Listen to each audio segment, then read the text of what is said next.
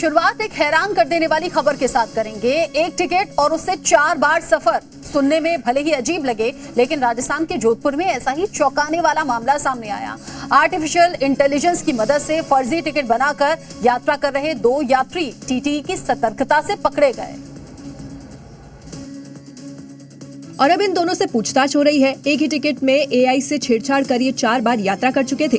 Station पर जब TT को शक हुआ तो टिकट की जांच की गई, तब इनका फर्जीवाड़ा सामने आया। जांच में सामने आया कि जो टिकट जोधपुर तक दिखाया जा रहा था वो असल में 22 मार्च को कर्नाटक के कुनिगल से चन्नरायपटना के बीच एक यात्री के लिए मात्र 45 रुपए में जारी हुआ था और उस पर यात्रा भी की जा चुकी थी। इसके बाद उसी यूटीएस नंबर XT6PE-BG006 को एआई टूल्स की मदद से एडिट कर अलग अलग तारीख और रूट के फर्जी टिकट तैयार किए गए। इनमें आसरवा से उदयपुर 28 मार्च, जयपुर से आगरा 31 मार्च, लेकिन इस टिकट में वैलिडिटी 1 मार्च ही रह गई और आगरा फोर्ट से जोधपुर 20 अप्रैल की यात्राएं शामिल है।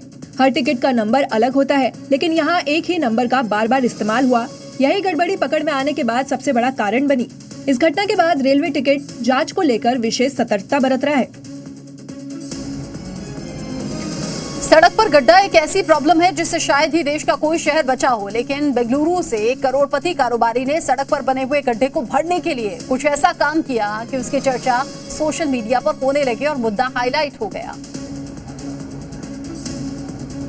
वायरल वीडियो में दिख रहा है कि हेमाद्री अपनी लग्जरी पोर्शे कार में आते हैं। कार को सड़क किनारे खड़ी करके उस पर सीमेंट डालते हैं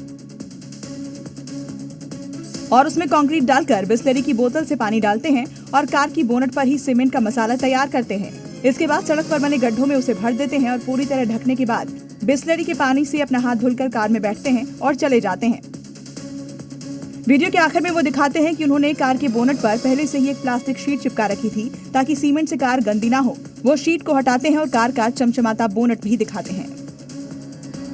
यूपी के बाराबंकी में श्री राम जानकी मठ के महंत मुकुंदपुरी ने जिंदा समाधि लेने का ऐलान कर दिया। उनके इस ऐलान के बाद भारी पुलिस बल मौके पर पहुंचा। एसडीएम सीओ महंत को मनाने में जुटे रहे, लेकिन वो जिद पर अड़े रहे।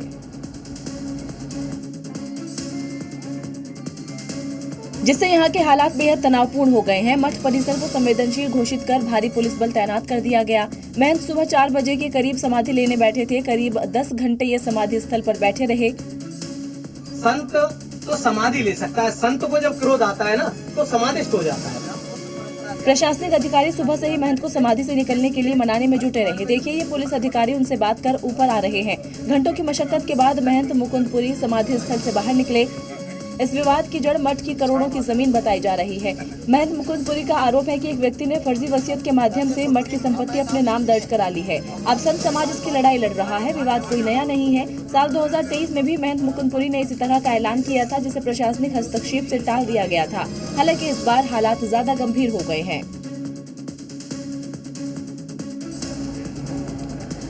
देवभूमि उत्तराखंड में 4 धाम यात्रा का आगाज हो रहा है। सबसे पहले गंगोत्री और यमुनोत्री धाम के कपाट विधि विधान से खोल दिए गए हैं और अब चंद घंटे बाद बाबा केदारनाथ का दरबार भी श्रद्धालुओं के लिए खोल दिया जाएगा, जिसके लिए भव्य तैयारियां हो रही हैं।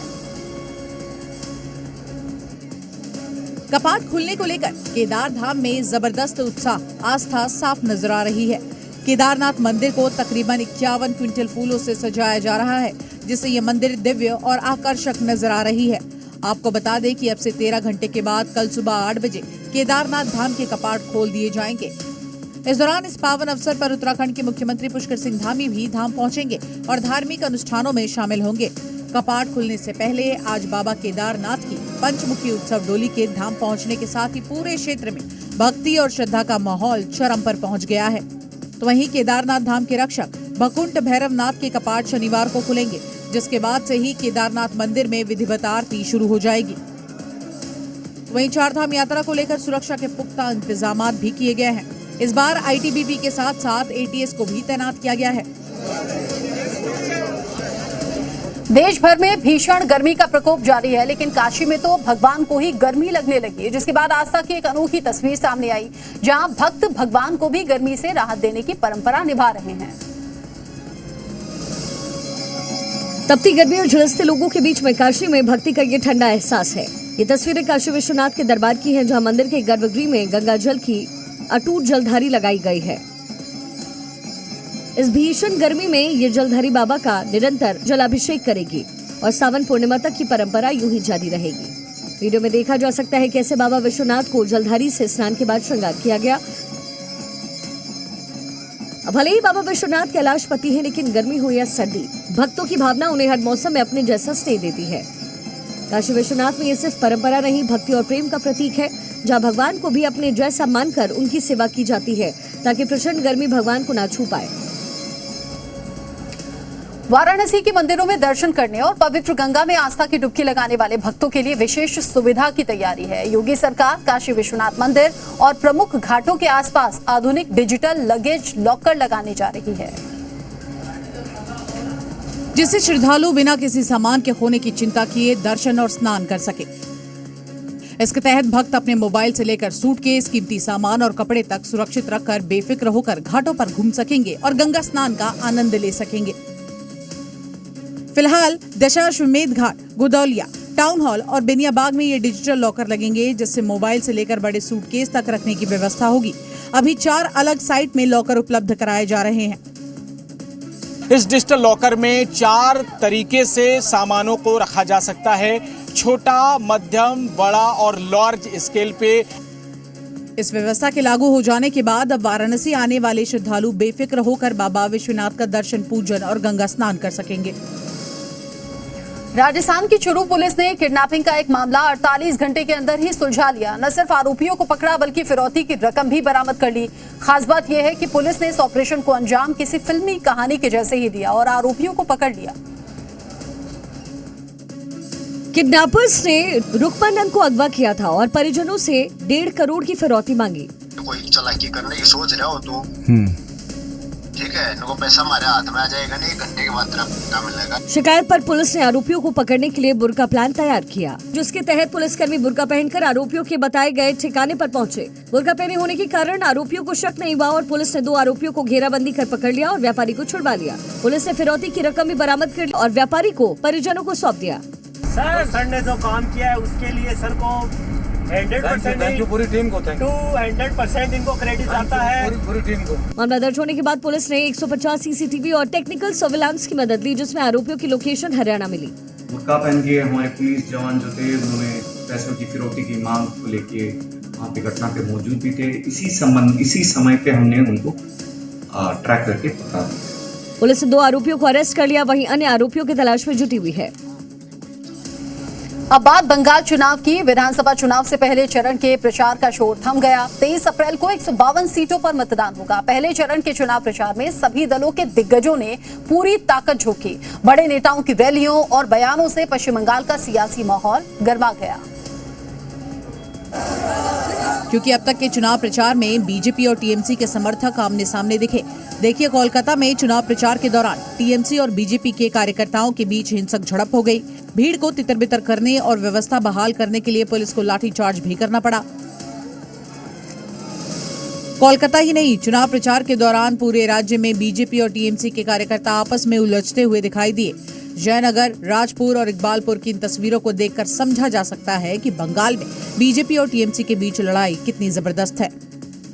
और यही कारण है कि सीआरपीएफ, बीएसएफ, सीआईएसएफ, आईटीबीपी और एसएसबी की लगभग 2000 से ज्यादा कंपनियां तैनात की गई हैं। मुर्शिदाबाद, पूर्व और पश्चिम मेदिनीपुर, बांकुरा, बीरभूम, मालदा और कूच बिहार जैसे क्षेत्रों पर विशेष नजर है। पश्चिम बंगाल चुनावी हिंसा के लिए जाना जाता है। 2021 चुनाव में हिंसा के 278 मामले दर्ज हुए थे। चाक चौबंद व्यवस्था की वजह से इस साल बाकी चुनावों की तुलना में कम घटनाएं हुई, लेकिन असली चुनौती 23 अप्रैल को होगी, जब राज्य के 152 सीटों पर पहले चरण में वोट डाले जाएंगे। महिला आरक्षण के मुद्दे पर यूपी की राजनीति में बड़ा मोड़ आता हुआ दिखाई दे रहा है। पार्टियों की तरफ से सियासी और सामाजिक दोनों स्तर पर माहौल बनाया जा रहा है।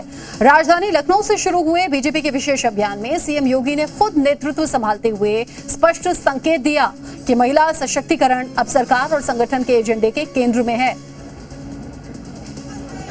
और यही कारण है कि सीएम योगी के नेतृत्व में विशाल जनाक्रोश महिला पदयात्रा निकाली गई। सिर पर गमछा बांधे हुए सीएम योगी आगे आगे चल रहे थे, वहीं उनके बगल में दोनों डेप्यूटी सीएम यानी कि ब्रजेश पाठक और केशव प्रसाद मौर्य भी नजर आए।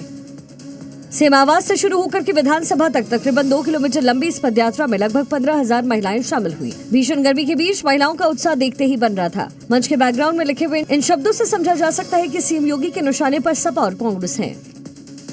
कांग्रेस हो या समाजवादी पार्टी, इनका चेहरा और लोकतांत्रिक है, इनके कृत्य महिला विरोधी है। सीएम योगी ने क्लियर कर दिया है कि आंदोलन केवल लखनऊ तक सीमित नहीं रहेगा, बल्कि बूथ, मंडल, ब्लॉक और जिला स्तर तक इसे विस्तार दिया जाएगा, जिसके जरिए महिला मतदाताओं को जोड़ने और उनके मुद्दों को प्रमुखता से उठाने की दिशा में काम किया जाएगा। मतलब साफ है, 2027 में कांग्रेस सपा को बीजेपी के चक्रव्यूह को तोड़ना आसान नहीं होगा। यूपी के संभल में बिजली कटौती से परेशान गांव वालों ने थाने में जाकर प्रदर्शन किया। लोगों का आरोप है कि बिजली विभाग मनमानी कर रहा है और लगातार 4 दिन से बिजली काट रहा है। विरोध के धार्मिक अंदाज ने हर किसी का ध्यान अपनी तरफ खींचा। रात करीब 11 बजे कई ग्रामीण बहजोई थाने पहुंचे धरने पर बैठ गए। उन्होंने बिजली विभाग द्वारा गांव के बिजली काटे जाने के विरोध में देवी देवताओं के भजन और हनुमान चालीसा का पाठ किया। अवैध वसूली के 30,000 रुपए न देने पर गांव की बिजली बहजोई शहरी क्षेत्र से काटकर देहात फीडर से जोड़ने का आरोप है। अब ग्रामीण आरोपी पुलिसकर्मी और बिजली कर्मियों के खिलाफ कार्रवाई की मांग पर अड़े हुए हैं। छत्तीसगढ़ के बिलासपुर से प्रदर्शन का ऐसा वीडियो वायरल हुआ जिसने सभी को चौंका दिया। यहाँ एक शख्स महिला कर्मचारी पर फाइल न ढूंढने का आरोप लगाते हुए उसे बादाम ऑफर करता है, तो वहीं अब न सिर्फ 1 साल से खोई हुई फाइल कुछ ही घंटों के अंदर मिल गई, बल्कि संबंधित सरकारी महिला कर्मचारी पर गाज भी गिरी। और इसकी जानकारी खुद उस महिला कर्मचारी ने दी जिस पर लापरवाही के आरोप लग रहे हैं। कल के ही मुझे रात को ऑर्डर जारी हुए है मेरे विभाग से, मुझे बिना जांच पड़ताल के, मेरे पक्ष बिना सुने मुझे मुख्यालय कार्यालय में अटैच कर दिया गया है। सुना आपने, ये वही मैडम है जिन पर लापरवाही के गंभीर आरोप लग रहे हैं। दरअसल हाउसिंग बोर्ड के इस महिला कर्मचारी पर आरोप लगे कि इन्हें 1 साल से युवक की फाइल ही नहीं मिल रही थी। दफ्तर के चक्कर काटते काटते युवक इतना परेशान हो गया कि महिला कर्मचारी की याददाश्त बढ़ाने के लिए उनकी टेबल पर बादाम बिखेर दिए। और आपको जब याद आ जाए कि आपका फाइल कहाँ पर है, आप मेरे को बता देना, ठीक है। 1 साल से जो मेरे को आप घुमा रही हो कि आपका फाइल पता नहीं कहाँ रखा है करके, हो जाए तो आप बता देना।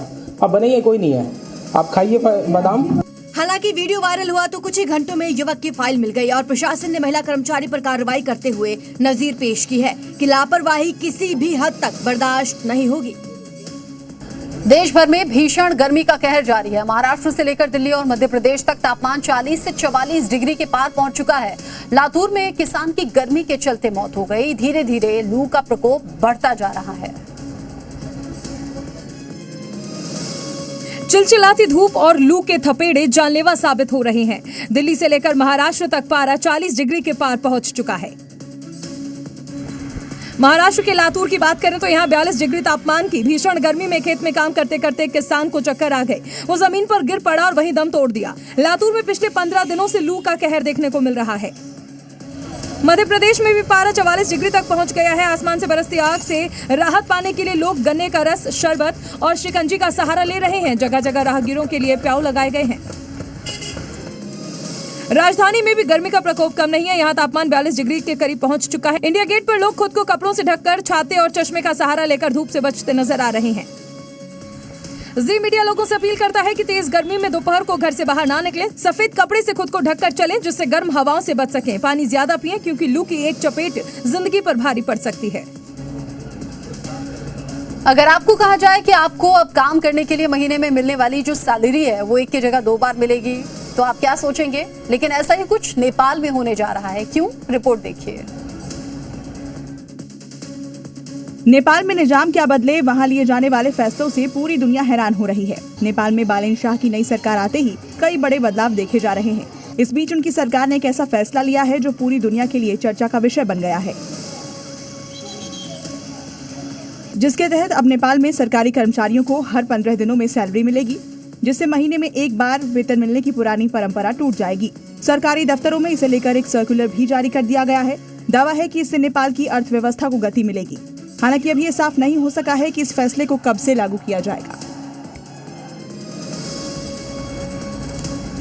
दुनिया की सबसे बड़ी टेक कंपनी में से एक एप्पल को नया बॉस मिलने जा रहा है। 15 साल बाद एप्पल की लीडरशिप में बड़ा बदलाव होने वाला है, जहां जॉन टर्नर्स सितंबर में कंपनी के सीईओ का पद संभालेंगे। एप्पल कंपनी ने टिम कुक की जगह जॉन टर्नर्स को अगला सीईओ नियुक्त करने का फैसला लिया है, जो 1 सितंबर से नई जिम्मेदारी संभालेंगे। बता दें कि 50 साल के जॉन टर्नर्स एप्पल के पुराने और भरोसेमंद मेंबर हैं, जिन्होंने 2001 में एप्पल की प्रोडक्ट डिजाइन टीम से अपने करियर की शुरुआत की थी और 2021 में उन्हें हार्डवेयर इंजीनियरिंग का सीनियर वाइस प्रेसिडेंट बनाया गया। इस दौरान टर्नर्स ने आईपैड, एयरपॉड्स और हालिया आईफोन और मैक की नई जनरेशन विकसित करने में अहम भूमिका निभाई है। हाल ही में जॉन टर्नर्स की अगुवाई में आईफोन एयर और मैकबुक नियो जैसे इनोवेटिव प्रोडक्ट्स लॉन्च किए गए हैं। 1 सितंबर को जिम्मेदारी को संभालने के साथ जॉन टर्नर्स एप्पल के 8वें सीईओ बन जाएंगे। वहीं टिम कुक नई भूमिका में नजर आएंगे और एग्जीक्यूटिव चेयरमैन का पद संभालेंगे।